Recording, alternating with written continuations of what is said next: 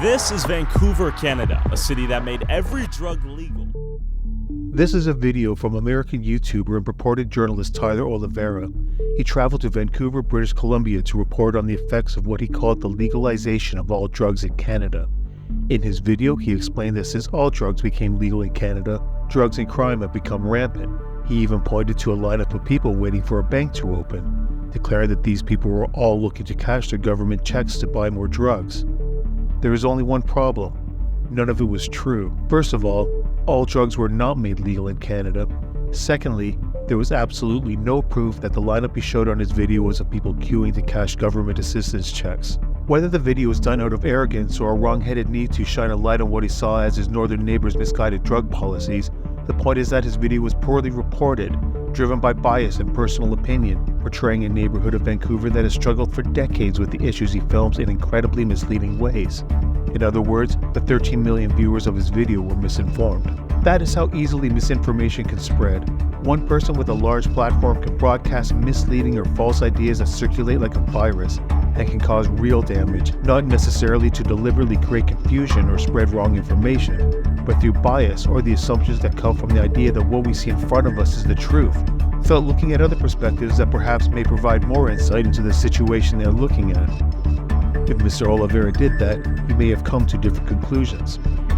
Because everybody has opinions, and many people, and perhaps the loudest and most emotional of us, will not hesitate to provide them to the world, misinformation is perhaps the hardest type of bad information to protect yourself against. This episode of Detoxifying Digital will look at misinformation and what you can do to identify and counter it. Please join us.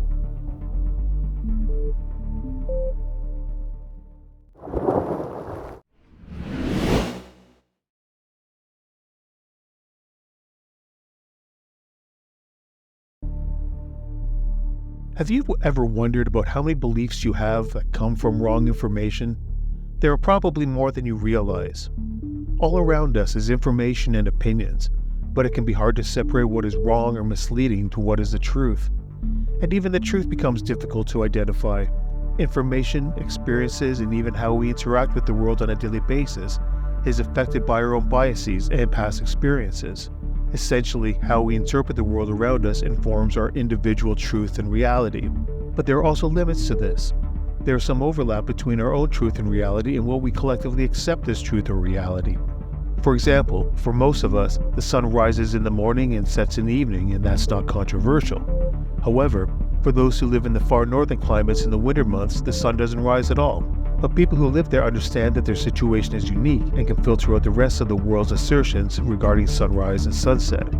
But misinformation can also have deeper consequences, ones that can have a profound impact on people, even costing them or their loved ones their lives.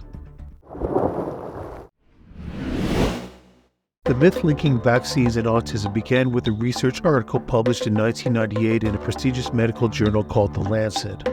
It wasn't until 2010 that the research was exposed and the article retracted. But by then, the damage was done. The myth led to decreased vaccination rates and contributed to outbreaks of preventable diseases. And how did this happen? Well, the original article was published by a respected, peer-reviewed publication. It isn't too far a walk for a parent to read coverage of the research and come to the conclusion that since it was published by a credible publication, then there may be something to it. Also, conspiracies and suspicions surrounding vaccinations are not exactly new, going as far back as the early 1800s with Edward Jenner's cowpox experiments, where he showed that he could protect a child from smallpox if he infected him or her with a lymph from a cowpox blister.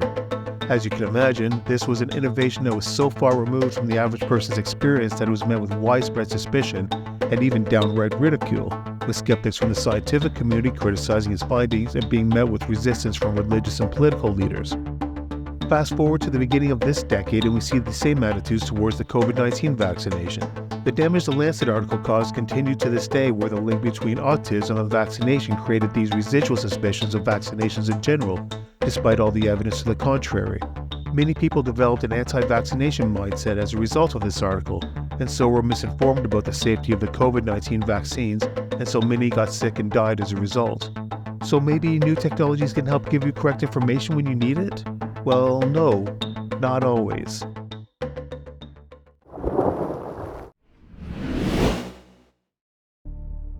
Emerging technologies such as artificial intelligence can, believe it or not, provide misleading or wrong information.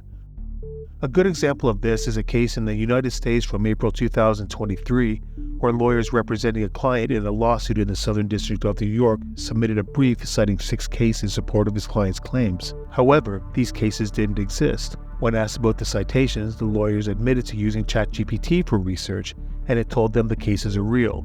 The lawyers were fined $5,000 for this blunder. And this is a case of what is called an AI hallucination. All kinds of issues can contribute to this, such as inaccurate training data, ingesting of biased information, and even user error, such as not asking it the question in a way that the AI will interpret in the way that you intended to. Also, there are ways that the AI interprets information that we just don't understand yet. The AI, unless it has its own agenda that it is not telling us about, certainly didn't intend to send out non-existent case information, but the effect is the same. The lawyers were misinformed and they suffered for it. At the same time, what would have happened if, in an important situation, the information wasn't fact-checked?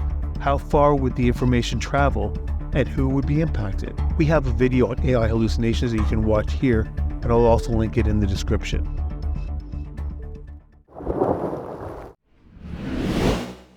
So given all this, how can we trust anything these days if all the noise on the internet is a cacophony of uninformed opinions or badly researched videos?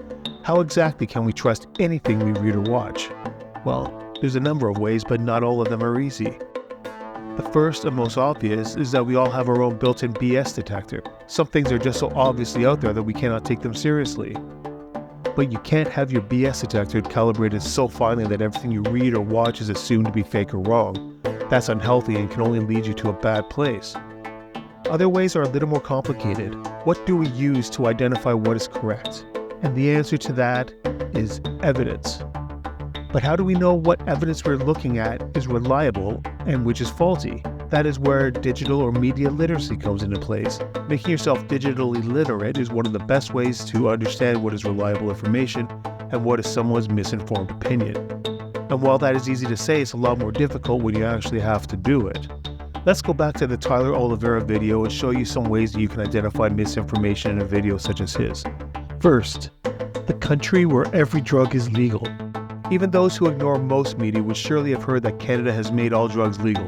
Hell, maybe even some of them would have boarded the first plane to Canada. It would have created a firestorm, especially in conservative and mainstream media, and especially in a neighbor country like the United States, where drug policy is a lot more hardline. So a skeptical mind may say, really? Every drug is legal in Canada, huh? Well, let's see about that. And a simple Google search quickly finds a consensus that drugs are not in fact legal, but some specific drugs have been decriminalized only in small amounts and only in British Columbia. So where is his source on this? Next, you may wonder why he declares so confidently about the quote, seemingly endless line of drug addicts still waiting to get government money from the bank to go buy drugs with, unquote. He seems to be saying that the government is giving money to people to buy drugs, and also seems to be saying that is all they're waiting to buy. There's no cooperation on anything. He has no one telling him this that we can see, just confident declarations that do not come from any real sources. And also, who is this Kevin guy? The guy who he says is a social worker and addiction specialist? He doesn't seem to be from Vancouver, as in the video he has to sneak into an injection site. If he was from the area and an advocate or otherwise worked in this community, then I think Oliveira would have taken pains to tell us this. Otherwise, Kevin's experience in the area is limited at best, and from the footage in the video, doesn't know or understand the conditions that those living or working in the neighborhood they are filming in are exposed to. The issue surrounding drug use in the downtown east side of Vancouver has, like I said earlier, been around for decades and have been a constant challenge to address by activists, community groups, and politicians. What would have been a more honest way to report the story would be to create community contacts, research and understand the drug laws he's going on about, and providing sources for his information. Otherwise, he wouldn't be interviewing people on the street who on one hand have been there doing drugs for years, but on the other hand were there because of the legalization of all drugs in 2023. The good news is that media literacy is starting to be taught in schools, so new generations will hopefully be equipped with the tools they need to identify misinformation and process it accordingly.